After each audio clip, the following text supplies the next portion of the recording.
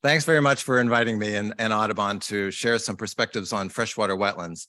I want to report on an important specific watershed issue at Audubon's Corkscrew Swamp Sanctuary as a microcosm for some of the vital resilience principles that we all must pursue regionally and statewide.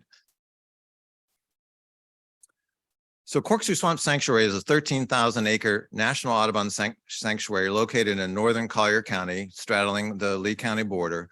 The sanctuary is a mix of uplands and wetlands, including the largest remaining stand of old-growth bald cypress. Corkscrew is a Ramsar wetland of international importance and most recently was recognized by the Society of Wetland Scientists as the first wetland of distinction in the southeastern United States. The sanctuary is at the heart of the 70,000-acre Corkscrew Regional Ecosystem Watershed, or CREW, the largest intact watershed in Southwest Florida. CREW is a conglomerate of conservation lands protected for their importance for aquifer recharge, flood protection, filtering and removing nutrients from surface water, providing wildlife habitat and public recreation.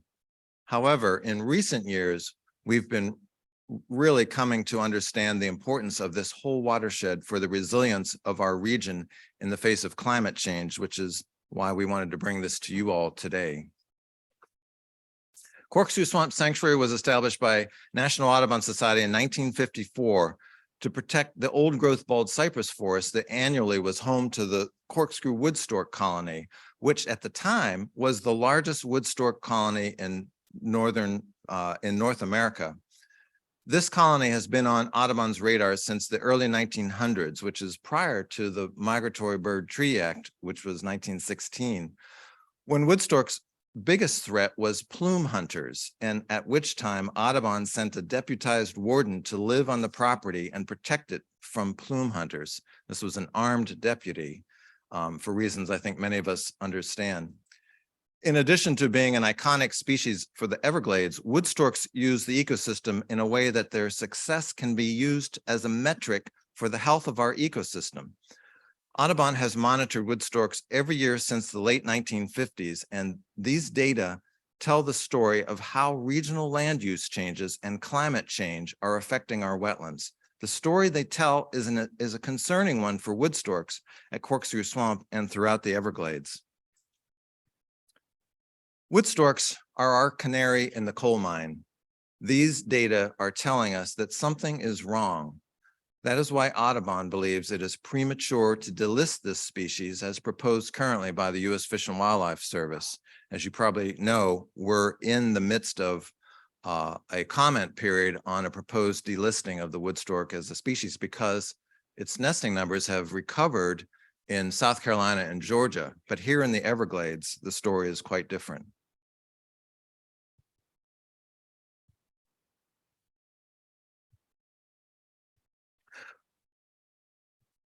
There we go.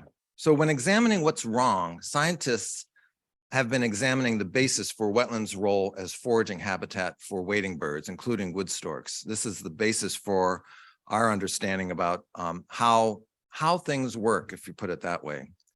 And one of the things that we have learned is that our hydro periods have been reduced considerably since around 2000. We have over 60 years of water level data in Corkscrew Swamp Sanctuary. It's one of the longest data sets in Southwest Florida. And those data are telling us that for 40 years, we had very consistent water levels, both in dry season and wet season, including the very deepest parts of the sanctuary. But in 2000, things changed. We started to lose water almost every single year. Whereas the first 40 years since 1960 to 2000, the deepest parts of Corkscrew Swamp Sanctuary would dry down below the ground surface maybe once every 5 years, if that. And since 2000, it's been almost every single year. And we have had the corresponding loss of wood stork nesting, as you saw in that graph. We've only had wood storks nest at Corkscrew few times since 2007. And when they do nest, it's very, very few in numbers. And this is a colony that used to number in the thousands of pairs. It was the most productive colony. It produced more than half of the wood storks in the southeastern United States population. And now it almost never produces wood stork chicks. And so on that basis, that's why Audubon says it's not time to delist this species. This is an indicator for the restoration of the Everglades, for the SERP program. And it's clearly telling us we're not done yet with that program. Maybe in some coming decades, we're going to see those wood stork numbers rebound. We are starting to see some good trends in the South Florida wading bird report that everybody saw just published by the South Florida Water Management District, but wood stork numbers remain very low. So why do we care in terms of our region? Wetland health and watershed health has a huge impact on a whole number of sustainability factors, including wildlife habitat, habitat for plants and microclimates. The super ghost at Corkscrew Swamp Sanctuary. Has anybody ever seen it bloom at Corkscrew, the super ghost orchid? It blooms a couple of times a year. And when you see in the paper, and usually we try to put an announcement in the paper, if you notice that it's blooming, you got to make your way out there. It's 50 feet up in a 500-year-old cypress tree, but it's worth going out there just for the sheer awe factor of that. And it's the biggest ghost orchid that we know of, and it has some regional and significance. But it's there because of the microclimate of that bald cypress forest and the water that's underneath it. So you take the water away, and you take away that microclimate. I also was at Corkscrew this week, and I saw, and not because I knew these, but a colleague of mine who knows orchids pointed out 3 endangered orchid species that were all blooming right next to the boardwalk. I had walked right by them, and she said, "Did you just see that?" See what? And these were beautiful orchids that are all native and all endangered. And so it's not just the ghost orchid. And this is also true for the Fakahatchee, if anybody's been to the Fakahatchee. Another factor that we've got to consider is catastrophic wildfire risk. Collier County had a 300-acre wildfire just in the last couple of weeks that burned up a number of homes, many vehicles, threatened one person's life who had to be rescued by a deputy. This is going to keep happening. In 2020, in May of 2020, we had an 8,250-acre wildfire in Golden Gate Estates. These kinds of wildfires are not just out west. They're here when we have droughts and when we overdrain our landscapes. It's also important for water storage and stormwater retention and flood protection for downstream receiving waters like our estuaries and water quality. So if you wonder about why flows coming out of Lake Okeechobee or into Estero Bay or Naples Bay, why are these bays getting blue-green algae blooms, or why is there red tide on the coast? And it's because nutrients are feeding these algae, these harmful algal blooms. And how do you push back on that? Well, you have to have a healthy watershed to clean up those nutrients. So Corkscrew made a cooperative agreement with the South Florida Water Management District's Big Cypress Basin. And I see some of the basin staff are here. This was an important collaboration to do a hydrologic model. We also worked with Water Science Associates. Earlier, I saw some of their staff here. That was a huge undertaking. You can see the outline of the model domain, and the green is Corkscrew Swamp Sanctuary. We wanted to know what was causing our water loss. And it was an important question to answer. And there were a number of different factors that we considered: agricultural irrigation, public water supply, evapotranspiration, and storm flood control systems. As it turns out, the model showed very, very clearly that canals and their flood control system are the culprit to draining Corkscrew Swamp Sanctuary. Who knew that ditches drained wetlands? But that is indeed the case. And so that's an important factor when we consider resilience. We also found that public water supply and agricultural irrigation do have heavy impacts, not as much as canals, but the Flint Penn Strand and the southeastern Lee County wetlands are all heavily impacted by the public water supply wells along Corkscrew Road. And also the CHNEP did a study that complemented and used even some of the data from our Corkscrew study. And they were looking at southeast Lee County to look at restoration opportunities. And one of the factors that they found was that hydro periods and wet season water levels were going to be reduced because of coming increases in temperature and evapotranspiration from these landscapes. And you can see those areas that are going to be impacted in particular. We have endeavored to progress since that 2021 modeling report by collecting better topographic information. As it turns out, LIDAR, radar sensing for topographic data are not good when you have a forested wetland. The tree canopy intercepts the radar, and so does the water surface in deep wetlands and lakes and streams. And so you don't get a true reading of what the elevations are and know how much water is possibly being held in wetlands. So we've also undertaken studies of the hydrogeology, what's underneath the surface. And past studies at Corkscrew, but going back to the 70s, have identified shell beds that when they're intercepted by canals, suddenly quickly drain wetlands because of that connection. They act like conduits, like pipes. We've also been trying to clear the invasive coastal plain willows or Carolina willows that have taken over these hydrologically impacted wetlands. And that's been successful. We've restored over 1,000 acres. We have another 1,000 to go. But it's important to get fire back into these marshes and these wet prairies where these willows have been invading because of the hydrologic impacts. And so we're continuing that research and also learning more about how we're going to use the data we gathered in updated models to test theories of how are we going to fix Corkscrew Swamp's loss of water. This is important for all of us because Corkscrew is not the only place that this is happening. So our recommendations are to work with the Water Management District to modify how they operate their weirs and their flood control infrastructure. So they have been working really well to try and hold water back whenever they can. So even into the dry season, this is where we're having a real vulnerability and why we're vulnerable to wildfire and water loss and impacts on wetlands. We also need to shift water supply wells into deeper aquifers like the Floridan aquifer and use engineering to maybe put in something like a grout curtain wall or some way to hold water in Corkscrew Swamp Sanctuary so it's not being drained away by the canals.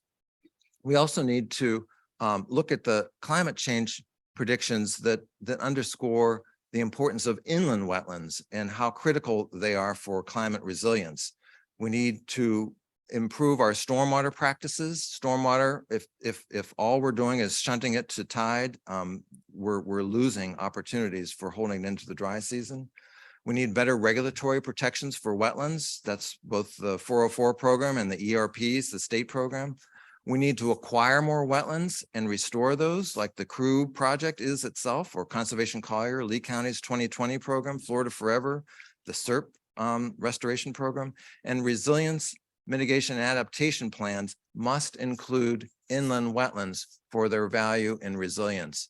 If we cannot hold our water into the dry season, we are not a resilient place to live. And we're also going to suffer more harmful algal blooms and flooding impacts.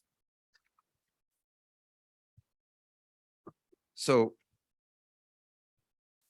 I want to point out that I think it's obvious, but sometimes they don't get discussed together. When we talk about resilience and climate change and the crises that are being caused by climate change, we've got to recognize that we're also in the midst of a huge loss of biodiversity. whether you're talking about insects or birds. I mean, Audubon's been doing studies. Cornell Lab of Ornithology documented almost a third of North American birds are gone since the 1970s. And Audubon studies predict that climate change is going to bring over almost 400 species of North American birds close to extinction or to be extinct if we don't change directions in terms of global warming and climate impacts. And so there are ways to push back on this. And we've got to consider the wood stork as just one piece of that iceberg of biodiversity that is part of climate change resilience. We've got to have our habitats, we've got to have our wildlife and diversity if we ourselves are going to continue on for many generations. Doug Ptolemy is an entomologist who has some strategies called Homegrown National Park, if anybody's looked at his website. This is an important concept where he's saying we've got 40 million acres of grass, of cultivated grass in the United States, 40 million acres. If we could just convert half of that to native plants that were good for insects and birds, suddenly we are sharing and increasing biodiversity at scale at millions of acres throughout the country.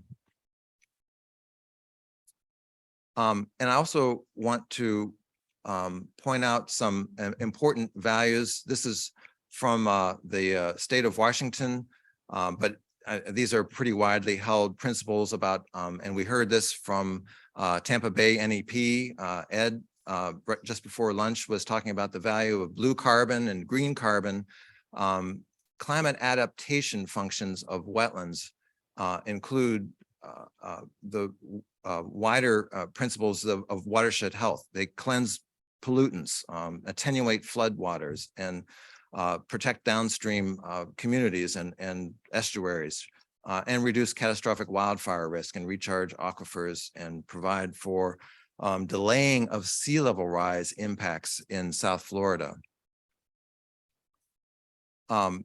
In the mitigation side, that was what that blue carbon discussion that Ed brought up, which was fascinating. Those were coastal wetlands, but inland wetlands also provide similar values for carbon sinks and sequestration.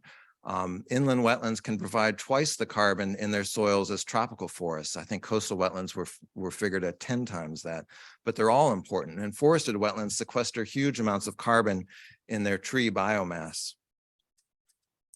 And it's after Hurricane Ian, it's understandable that there's a huge amount of attention on coastally focused resilience plans, but with 15 million more people coming to Florida by 27, according to the University of Florida, inland migration of human communities is coming.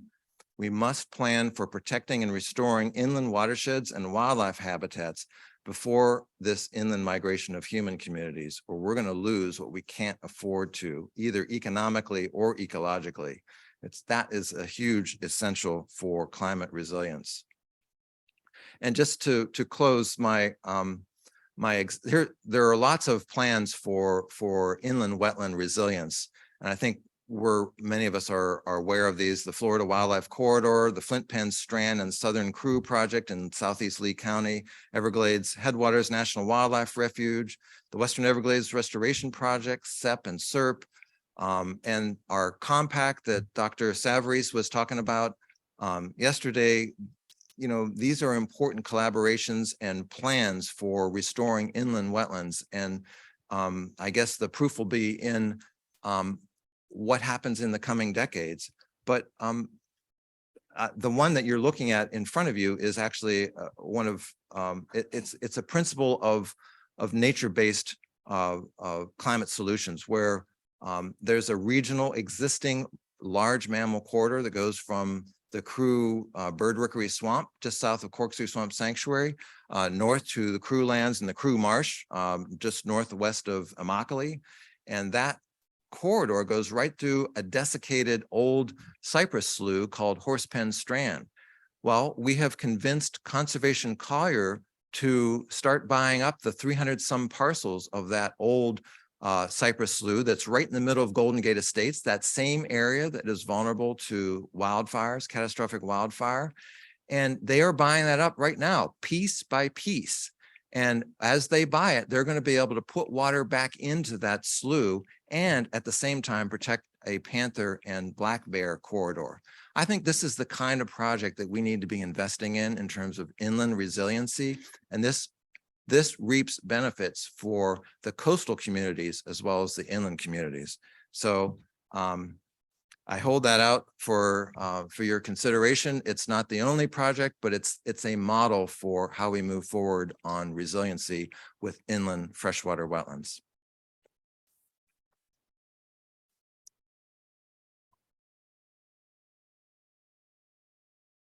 So somehow this switches to yours. There it is. Hello, can you guys hear me? All right, so as stated, Keeli Carlton, I'm the Winter Haven Water Program Administrator, here to talk a little bit about our One Water initiative. So this is kind of a really good segue from what you were just talking about, nature-based solutions, but this is putting the utility lens onto things. So maybe a little bit different of a spin than what we're used to hearing a water utility talk about. What do I do here? I press the green. Okay. I don't like technology. Okay, so just to kind of start off, I want to talk about our location where Winter Haven is on the map. If you're not familiar with that, we're right there, dead center of the state, basically in Polk County. The second graphic in, there we are up top in the yellow. We sit at the top of the Peace River watershed. So very important to this region. The next graphic is Winter Haven zoomed in. We have about 50 lakes in and around our service area. And so we understand, water supply connections to the natural environment, maybe a little bit better than your typical water utility does, just because our lakes are super sensitive to our water pumping. We have taken that into consideration for over 30 years now. With wanting to manage our water as one in Winter Haven. So we do have this good understanding because we are the top of the watershed. The water wants to flow away from Winter Haven. Our surface water does, but also there's a groundwater divide that goes through the middle of Winter Haven too. So our groundwater also wants to run away from us. But people are flocking to us. The water's wanting to run away, didn't catch the memo that we are growing and developing rapidly. So in the back of our minds for years, we've been trying to come up with ways that we can manage all of our water resources, outside of those silos, those typical silos. So the surface water, though, if you can see, I don't know how good these graphics are, but the surface water goes into the Peace Creek drainage canal. And so as you were stating, drainage canals, we have ditched and drained our landscape to get water away from us, knowing that it's going to just go away from us naturally. We wanted to get it away from us as fast as possible so we could accommodate our growth. That Peace Creek drainage canal goes directly into the Peace River, flows all the way down to the Charlotte Harbor eventually. So just a little background. This slide goes into our story. So obviously this is reiterating what we have been talking about at this summit. Everybody has a clear understanding that Florida, not just Polk County, but I put that in there because that's where Winter Haven is, where we are growing in leaps and bounds, but that is causing environmental impact. People are coming here for our environment, and what are we doing? We're just making it go away.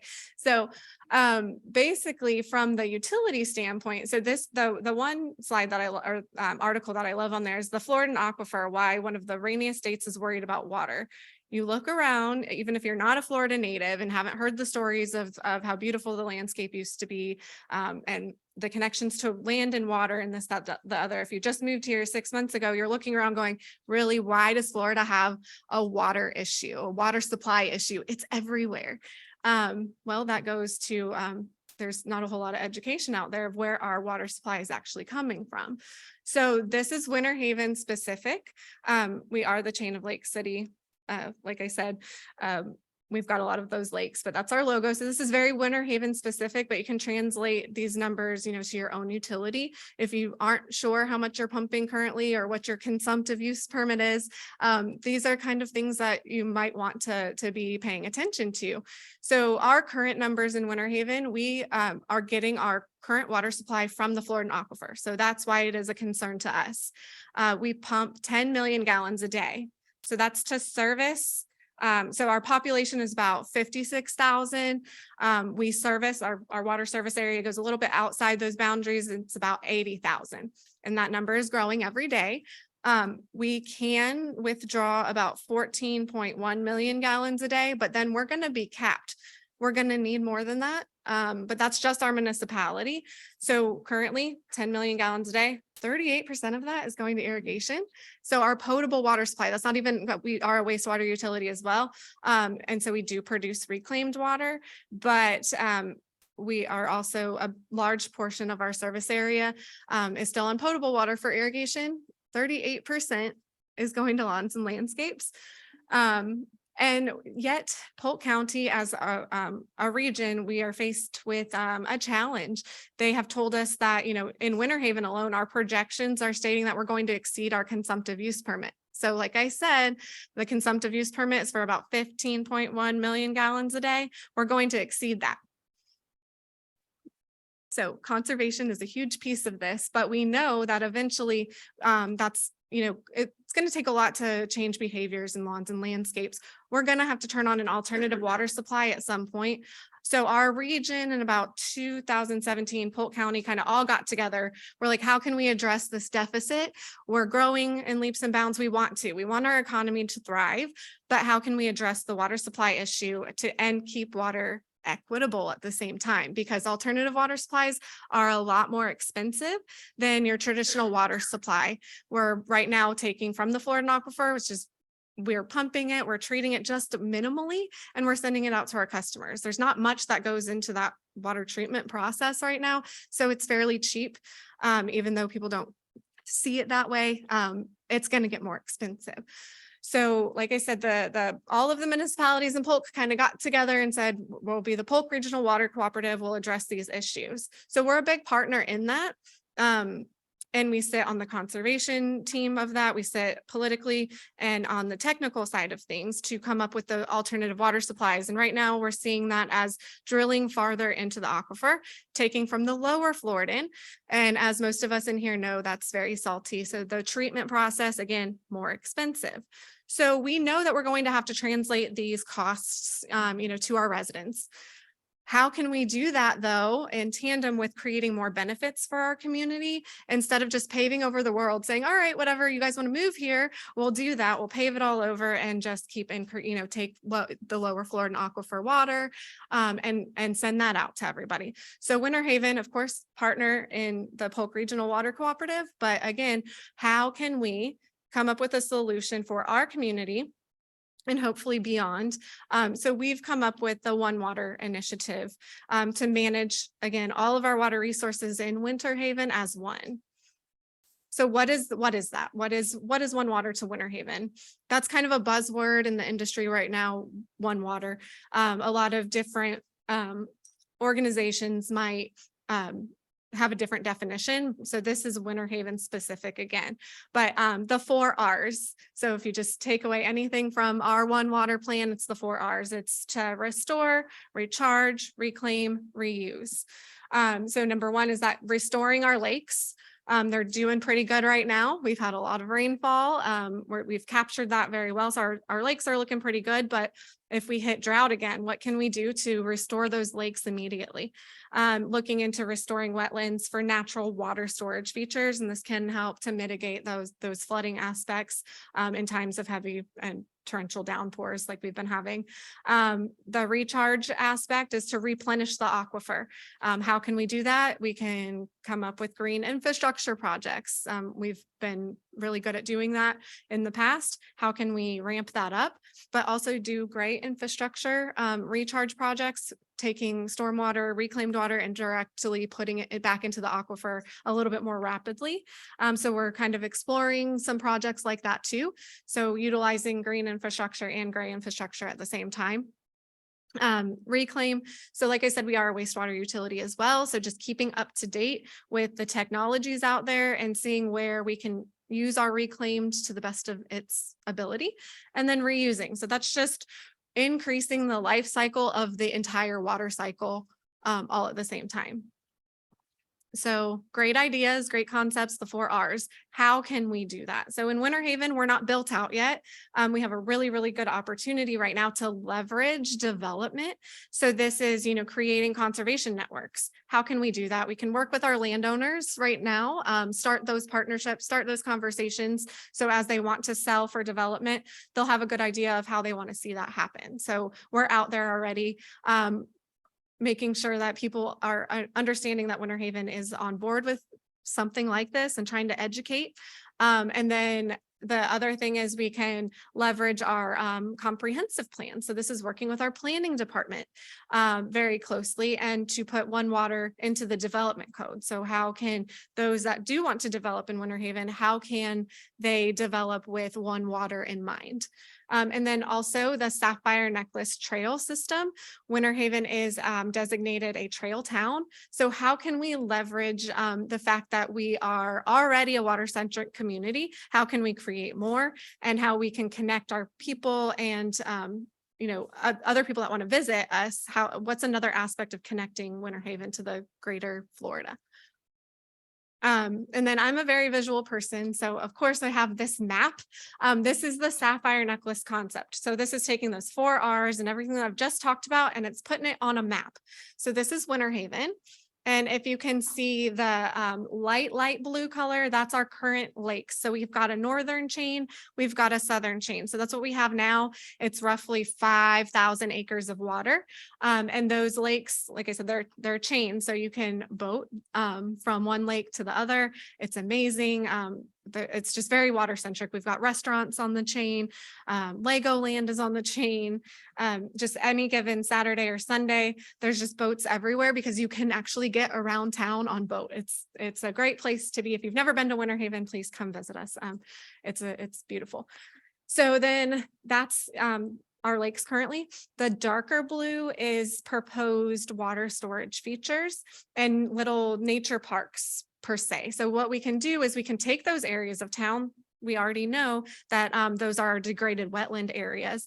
We can restore those wetland areas, create the water storage features, or work with the developers and come up with regional stormwater ideas instead of the little stormwater ponds that you have in your neighborhood that might be dry or wet, depending, have poor water quality. Do more of a regional aspect and have people buy into that versus having those in the neighborhoods ring the city with that. And then the gold is now prime development opportunity that you can come in and have waterfront development. So this is basically creating an extra 5,000 acres of water that's ringing the city. The purple areas we know for a fact are high recharge areas. So swaying away from development in those areas. But if we do develop, how can we recharge and use green infrastructure in those communities and work again with the developer to say, hey, this is high recharge. Let's do more green infrastructure versus what we traditionally do. So it's just knowing the landscape to a T so we can develop properly. And create those extra amenities. And then of course the green is the Sapphire Necklace Trail concept. So this is just ringing the city with the trail around the water. So now I live in a city where I can just walk out my door and I not only see water or jump on a boat, but I can jump on my bike and me and my kids can ride around town and go eat and just be around water and do everything that we love to do. But I didn't have to get in my car to do it. I'm so excited to keep my kids in Winter Haven because this is the mindset. I don't want them to grow up and be like, oh man, driving through Winter Haven one day, me and my mom used to go to this nature park and now it's not there anymore because it's degraded and we've just paved everything over. I want their story to be this. So huge advocate for this plan, and we are on the right track of managing our water resources holistically and as one. I did throw in these next few slides from our natural resources department to kind of show the data collection part of that. I do very high level speaking. I don't do any of the data collection. I'm not out sampling anything, but I have a good understanding of what our team does in Winter Haven, and they do a really, really good job of telling that story. So I couldn't pass up the fact that our natural resources department has data collection. They are out there weekly, capturing the data of the lake levels, water quality, so water quality and quantity, in making sure that we're managing our lakes properly. This is our northern chain data, southern chain data, and all of this can be found on our website. And it's there as a very awesome story map, and it's our lakes report. So anything that you ever wanted to know from rainfall and water quality over time is on there. So again, they've done a great job. But if you can see, there's some spikes from hurricanes. So there's the 04 hurricanes that if you were here, everybody was impacted by those. I feel I was not in Polk County during that time, but I was in Seminole County and couldn't get out of my neighborhood for days because trees were down. So everybody's been impacted by a hurricane if you've been in Florida. So of course we've got those spikes, but then if you see, we went into a drought basically immediately after that. So it's like 2007, you couldn't navigate our chain. There was no water in the canals. The water quality was very, very poor. It was around the time that I was coming to Polk County. So I moved to Winter Haven during the drought. I actually saw it with my own eyes. And I do remember the fact that we couldn't get our boat in the canal, and I was really disappointed. And that sounds selfish, right? But I moved there because I wanted a certain quality of life for myself. And we couldn't navigate the canals. But that meant that our natural environment as a whole was extremely stressed. We were still having to provide water to our residents and keep that going to a the standard of the 10 million gallons a day or whatever it was back then. So if you understand, so there's that balance. It's such a unique system. Winter Haven, of course, this data shows how unique that is and how we respond to drought. And then all of a sudden, again, had a couple hurricanes and we've been okay. Then I kind of just wanted to touch a little bit on like how a water utility or a community or a municipality can actually start to implement these things. I have a lot of questions when I do speak to this topic because it does touch, it wasn't just water utility. It was very focused on water utility, but I did talk about planning. I did talk about natural resources. You have to bust the silo. So everybody's like, well, how do you talk to your planning department? I can pick up the phone and call the planning director myself with ideas, because we've had those hard conversations all as a group internally, and we've busted down certain silos that have been created around water, community planning, and certain efforts. So it's having hard conversations in the community that's much needed, and just understanding that it's all connected, yes, in our natural system, but also internally in our own organizations. And then just to kind of end, community partnerships are extremely important. We can't do it alone as the government coming in saying this is going to happen. It's a great idea, but coming from Winter Haven as a government, it might not seem like such a great idea, right? So engaging our public, coming up with community champions that are completely behind this is super important. Just being out there, educating our youth is a huge factor in all of this, because they're going to be the ones implementing a lot of the projects, because of course this isn't going to happen tomorrow. It's probably going to happen maybe in my kids' lifetime that they'll start to see the benefits from the actual planning process. But I want my kids and their friends to understand that importance. So I'm out there, any community event we have, I'm talking about water supply, but I'm translating it to something that they want to do. They like to fish. They want to kayak. They want to do all this. Okay, well, you're using water, right? To brush your teeth, wash your hair. That's translating to your natural environment and those fish that you like to catch with your dad or whatever, So it's just the community partnerships are extremely important. We do have a website which has some videos on it and some more information. It's not 100%, but I do have it on there. It's a living document. It's not perfect by any means, but it does have a lot of what I just talked about, the maps and everything. So if you want to go to that website and check it out, it's going, like I said, it's going to be a living website. So as we progress with the plan, we'll update that as well. So I will be quiet now. Well, thank you both for those excellent presentations. I know we have a lot of questions that are probably being aggregated right now. So the code again is 2659455. And we can go in right away and I'll start reading these off.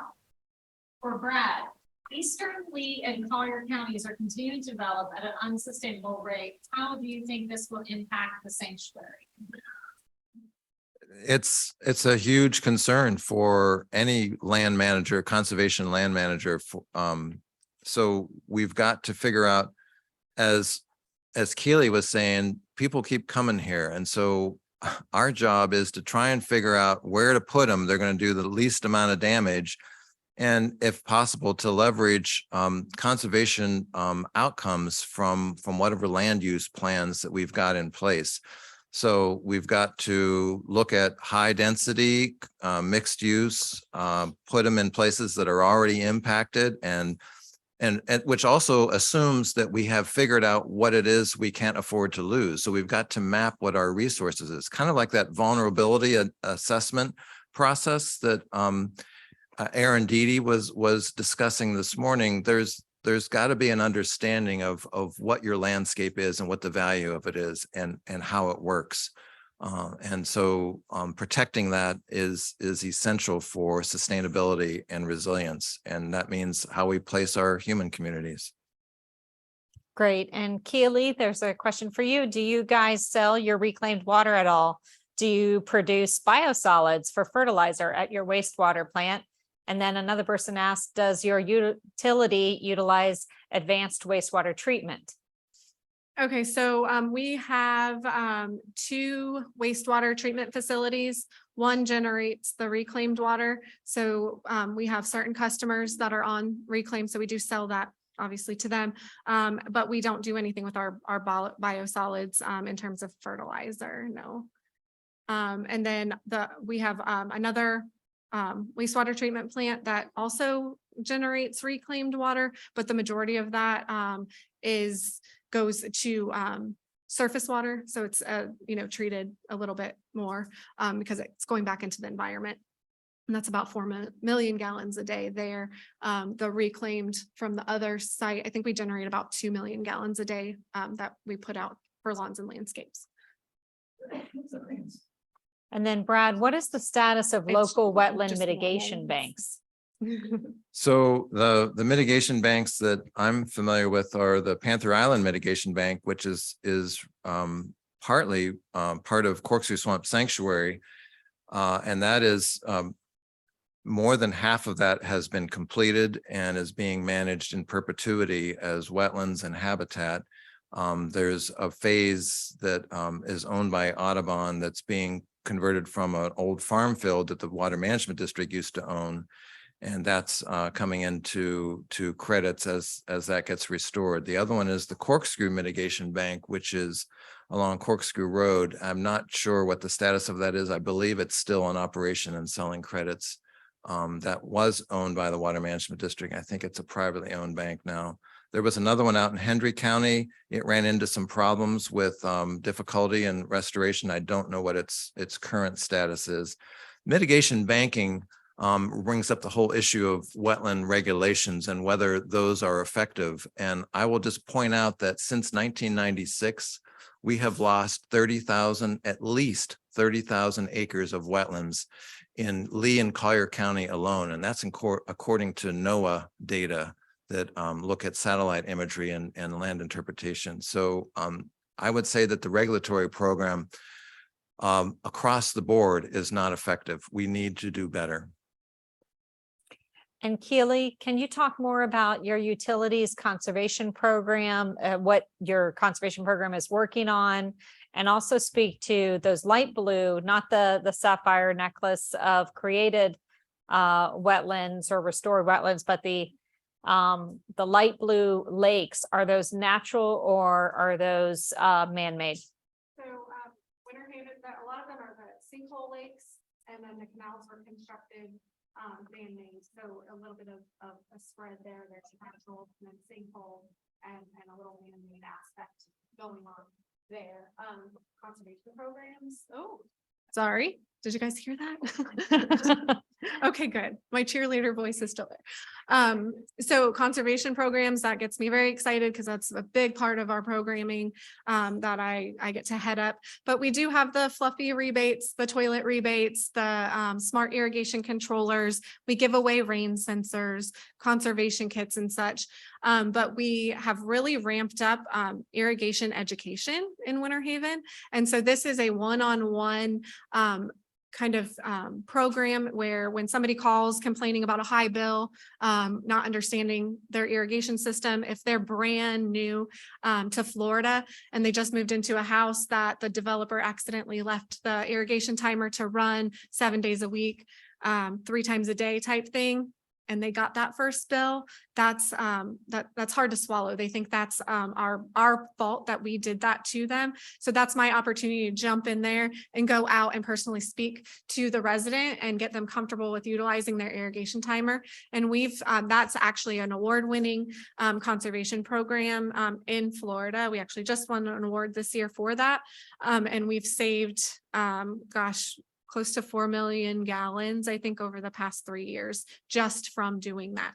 And I will even do follow-up calls because I get it. I do not like technology. And there's sometimes I wish it didn't exist, but there's people out there like me. So I will even do a follow-up call, 2 times I'll go out just to make sure that they are completely aware of how their system's supposed to work. And while I'm out there too, I'm able to do an assessment of their sod and their landscape, make suggestions, because I also have a little bit of that natural resources background. So I can tell them about their St. Augustine sod and what it's actually going to require and how much they can save themselves if they want to, retrofit that sod to something more native. So I'm out there. That's probably my favorite part of the conservation. I could go on for hours. I'll stop though. Brad, we have a couple questions for you. What research is forthcoming from the Audubon Corkscrew Swamp scientists, and how do you see that fitting into resiliency in Collier County, the sanctuary? So that was really the subject of my talk. I would say that our primary interest right now is figuring out why. So we've been publishing. I say we. I'm a policy person, but our scientists who tell me what to say and what to do have been working on hydrologic restoration and the loss of water. And so this revelation that has been in the last several years that we're losing water has been spreading out from our sanctuary to look at the whole cruise system and the Western Everglades and try and figure out how we can hold our water better. So, for instance, our science has been examined by Lee County's Natural Resource Department as they look at a flood mitigation plan for the South and Southeast Lee County. And what are we going to do to protect people from flooding, yet not drain wetlands? That balance is it's the object of our research. The other thing is that idea of restoring marsh and prairie habitats from an invasive willow monoculture to what they originally were, that wet prairies and marshes should be, with herbaceous vegetation and water and availability for wading birds. So that strategy is being tested and proven as we speak. So those are the 2 angles that we're pursuing.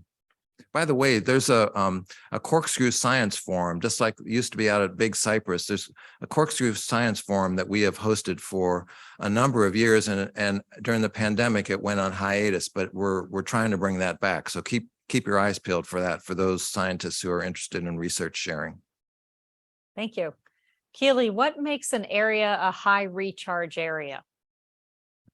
Okay, so those are those high and dry areas where when rain falls, it's going to just percolate right back into the ground more rapidly. So it's not the wetland area, it's the more high and dry sides of town, again, versus the areas that are a little low lying and tend to have the wetlands, which will capture the water, and it has the slower recharge rate, the higher, drier parts of town.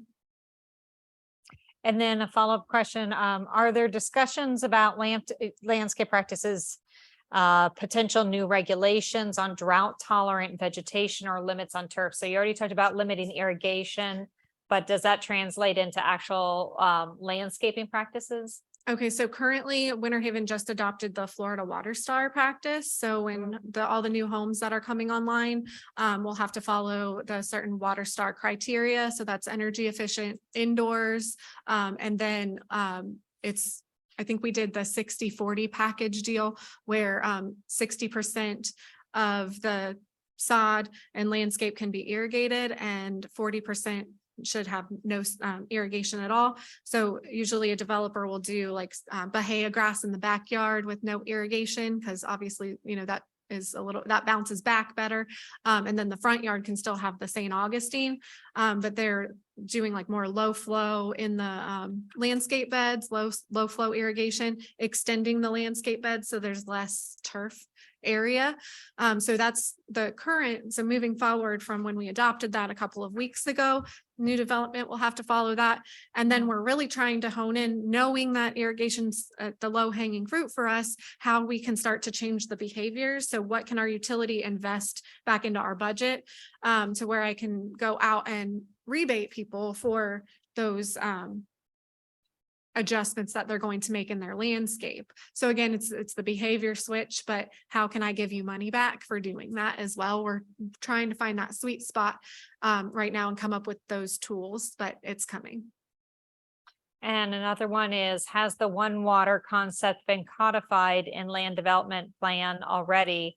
Does this only apply to commercial? What about residential?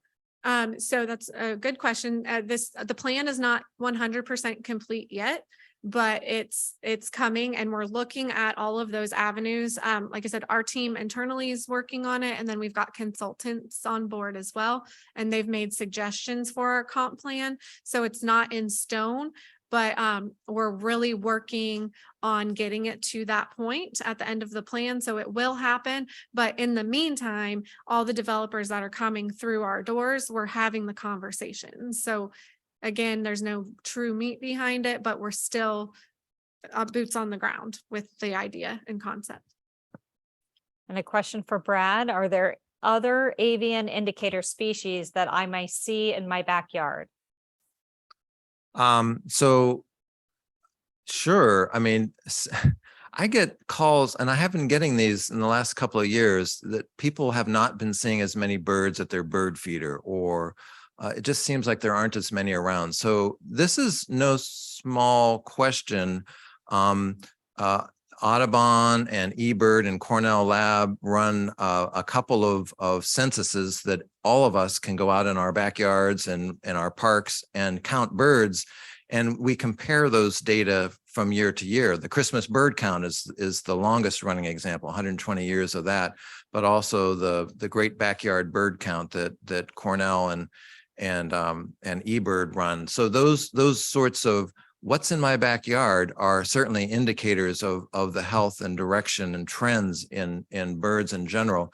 And then just during migration season, keep your eyes peeled for the warblers, those little birds that are really hard to figure out what is that, but they're really small and they're like flitting around faster than you can imagine anything could be eating anything out there, except for the painted bunting, which grabs everybody's attention and shows up in our yards every once in a while. So I call all of those good indicators. And let me just say one sort of negative indicator. When you see way too many fish crows and American crows in some area, it's usually some sign that we're not managing our trash real well. Like somebody's left their dumpster behind a restaurant open. I mean, it's kind of humorous, but it's not, because that brings vermin, it brings rats, it brings rodenticide, it brings crows that prey on baby birds at shorebird nests. So we want to keep everything in balance. So there's always this question of balance. And then we have a couple for Keeli. Are there any studies of the downstream effects of holding more water back in Winter Haven? So yeah, currently there's modeling happening right now. We are not going to be selfish by any means. We know that is going to be in effect, and we don't want it to be in effect. The Water Management District is not going to allow that to be in effect. So all of those conversations are currently happening right now, how we can still do this plan in Winter Haven, how it's going to benefit the region as a whole, but then also what we're going to have to do to mitigate, you know, the effects downstream, to make sure that that's not going to happen. So again, huge partner for the region, and we're doing and planning this way and getting out here and letting everybody know that they should also plan this way, you know, for the greater good. We never want to affect downstream, especially because we know our importance of being at the top of the Peace River watershed. We don't want to affect downstream from us. So that's not, it is a conversation that's happening right now, to make sure that that's not going to happen when we continue on with the plan. And then can you also talk about, Keely, 3 important and valuable things that we can do as a utility for other utilities, I assume, to assure resilience and help combat climate change? Okay, so that goes back to those busting the silos with your internal departments, really getting to know your planning department, your natural resources folks, seeing what you can do to get out into the communities as, you know, a whole entity. So when I go out to schools, I make sure that my natural resources folks are with me, and they do the same. So we tag team a lot. And I think that's truly important to show face that way, that we're not in silos and that we're planning this way. Also keeping up to date with the grants that are out there, and up to date with what other people are doing. So we can ensure, you know, our infrastructure is going to be in place for resiliency. So that's, you know, keeping up with those grants though, because obviously government can't budget for all of that. So just keeping fresh and up to date is highly important. And then 2 for you, Brad. One is, where would the wildlife corridor go north from Collier County? And then the second one is, what flood control operations and practices were modeled that the South Florida Water Management District will be using to help Corkscrew? So let me take the second one first. The modeled strategies included a grout curtain wall at our south dike at the south end of Corkscrew to kind of hold in the water. And it worked okay, but not great. So we thought that the data needed to be improved in terms of topography. We didn't think it was reflective of the true depth of the wetlands. As I told you, you know, LiDAR doesn't penetrate canopies of trees or water surfaces. So we've got better data. We're going to run that model again and see if we can get more benefits. We also, they have installed some automated weir and gate operations that they can more finely tune when they let water out for flood control and when they can hold it back and how high they can do that. So they're getting much more nimble with how they operate their flood control facilities. If I showed you a map of South Lee County and northern Collier County that showed all the ditches and canals, you would be shocked. I mean, it is just all over the place. So it's not just the water management district's facilities. There are agricultural and just backyard ditches and things that have been done over the decades that have impacts on those local or regional conservation lands. So this is an ongoing collaboration that we're going to continue to compare notes with the district on strategies. And regarding the wildlife corridor, so once it gets once wildlife, whatever wildlife you're talking about, especially large mammals that roam far distances like bears and panthers, they're going to go north from the Corkscrew Marsh through western Hendry County into Spirit of the Wild property, the Florida Forever property, and on up into northern parts of Hendry County across the river. There's actually a place on the Caloosahatchee River. We've documented cats going across, both males and females. In 2016, the first female crossed the Caloosahatchee River. And in 2017, we had our first images of panther kittens north of the Caloosahatchee River, which was very encouraging. So when you look at that map I showed you of the Florida Wildlife Corridor project, it's not it's not an idle project. That's the only way we're going to be able to recover a wide ranging species like panthers, and then all the other species that share that habitat. If we can keep those ranches and that interconnected landscape in Central Florida all the way up to Georgia. And then we have time just for like one more set of questions. I think, Keeli, we have a couple for you. What does it mean to bust the silo? What have you uncovered about the water energy nexus? And then the last one is, will this sapphire necklace connect and those trails connect to schools? Okay, so a silo, typically in the water industry, there's like water supply, and then there's wastewater, and then a reuse master planning. As like we're just living in these little silos of freshwater, planning over here. And then also then the flip side of that is the environment. So our natural resources folks, they're over here doing their lakes and studies over here, and we're doing our own studies over here. So by busting those silos down, we're understanding the connections better, and we're able to have those conversations and talk, instead of having our natural resources folks plan a project where utilities might have an idea of how to, make that better, or we're planning a project over here and then we never talked about it, and now it's not gonna come to fruition the way we thought it was going to, because nobody talked about it. We were in a silo. So if we can bust those down, bigger projects can happen. And then also you can work together to apply for some grants. So regionally, and it will check more boxes too. If you're all talking together, you can check more boxes that way. And then would they connect to schools, the trails? The trails connecting to schools. We're not 100% sure. So that map was just a concept, but any connection piece that we can see that's going to benefit the community the best way, that's the way we're going to plan that. Well, great. Well, thank you both again